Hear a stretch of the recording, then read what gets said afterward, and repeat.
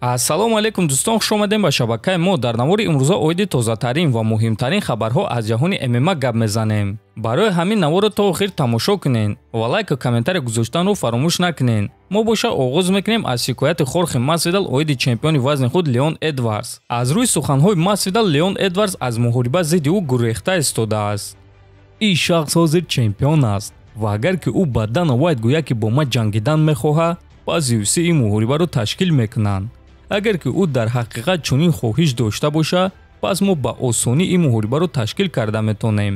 аммо дар ҳақиқат ӯ бо ман ҷангидан намехоҳад. ӯ ин муҳорибаро танҳо тасаввур мекунад. агар ки ман сабаб шуда бошам ки ту хоб карда наметонӣ, ту зиндагӣ карда наметонӣ ва доимо оиди ман фикр мекунӣ, пас биё дар қафас вохӯрем. муҳориба бо ман аз ҳама муҳорибаи пулӣ барои ӯ мешавад. аз ин зиёд ӯ дигар пул кор карда наметонад, гуфтааст Масвидал. хотиррасон мекунем ки чанд рӯз пеш Леон Эдвардс гуфт ки аз Хорхе Масвидал барои кори кардааш қасд гирифтан мехоҳад. дар ин бора мо навор карда будем. агар дидагӣ набошед даромада тамошо кунен. мо боша мегзарем ба дигар хабар. шахсоне ки аз Москва ва Московский област хоҳиши гузаштани граница дорен ва намедонен ки ба кӣ муроҷиат кунен, пас мо ба шумо одамони бабоварӣ Акай Ғулом ва Акай Умедро тавсия медиҳем ки тӯли чанд сол мешавад онҳо дар ин соҳа кору фаъолият мекунанд. ин бародаро шуморо аз Москва ва Московский област гирифта ба мошинҳои худ ба границаи Қазоқистон бурда меоранд. мошинҳои ин бародаро мошинҳои комфортне буда ҳамаи шароитҳоро доранд. барои ҳамин худи ҳозир ба номерҳои дар рӯи экран буда занг занен ва граница гузашта ҳуҷҷатҳои худро хуб кунен ва агар ки скидка гирифтан хоҳен, пас ҳатман аз номи канали мо Паҳлавон ТЖ гап занен. чемпиони UFC дар вазни миёна Алекс Перейра барои реванш бо чемпиони пешина Исраил Адесаня омода аст. барои ман фарқ надорад ки рақиби ман Исраил мешавад ё ин ки ягон каси дигар.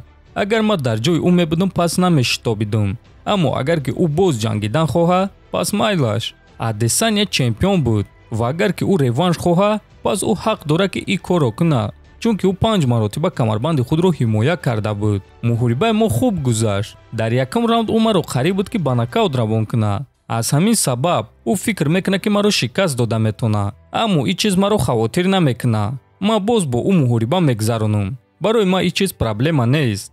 аз байни Адесаня ва дигар рақиб ман Адесаняро интихоб мекунам. агар ки ӯ дар ҳақиқат ин чизро хоҳад, пас ман бо ӯ вомехӯрам, гуфтааст Перейра. дӯстон, ба фикри шумо Исраил Адесаня дар реванш ғолиб шуда метавонад ё ин ки тамом давраи ӯ гузашт?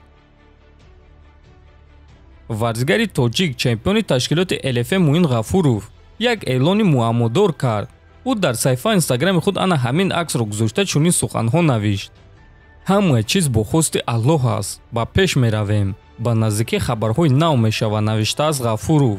ва дӯстон, акнун савол. Муин навиштааст ки ҳамаи кор ба хости Аллоҳ аст ва мо ба пеш ҳаракат мекунем. савол дар он аст ки онҳо бо UFC маслиҳат карда натавонистанд. барои ҳамин Муин навиштааст ки ба пеш ҳаракат мекунем ё ин ки ӯ дигар чизро дар назар дорад. биёед дӯстон, ҳар як тамом вариантҳои худро дар комментария менависем. барои мо фикр ақидаи шуморо фаҳмидан шавқовар аст. ба худи Муин боша муваффақият орзумандем ва боварӣ дорем ки дар ояндаи наздик ӯро дар UFC хоҳем дид. мужзани машҳури мексикоӣ Саул Альварес ба футболбози машҳури аргентинӣ Лионел Месси таҳдид кард. Альварес ин наворро гузошта чунин суханҳо навишт: оё онҳо дар он ҷо диданд ки чӣ гуна Месси футболкаи кишвари моро ба замин партофт. аввал пойҳои худро пок кард ва баъд ба замин партофт. худо накунад ки ман ӯро вохӯрам. ман Аргентинаро эҳтиром мекунам. а ту боша бояд Мексикаро эҳтиром кунӣ. ман ҳозир оиди ин давлат гап назада истодам. ман танҳо оиди Месси барои рафтори кардаи ӯ гап зада истодам, навиштааст Альварес. дӯстон, ба фикри шумо Месси ин корро қасдан кард ё ин ки дар вақти хурсандӣ ӯ ба ҳеҷ чиз аҳамият надод? метавонед фикротонро нависен. ҳатман дар канали мо обуна шавен. то боздид, хонободу сарбаланд бошен.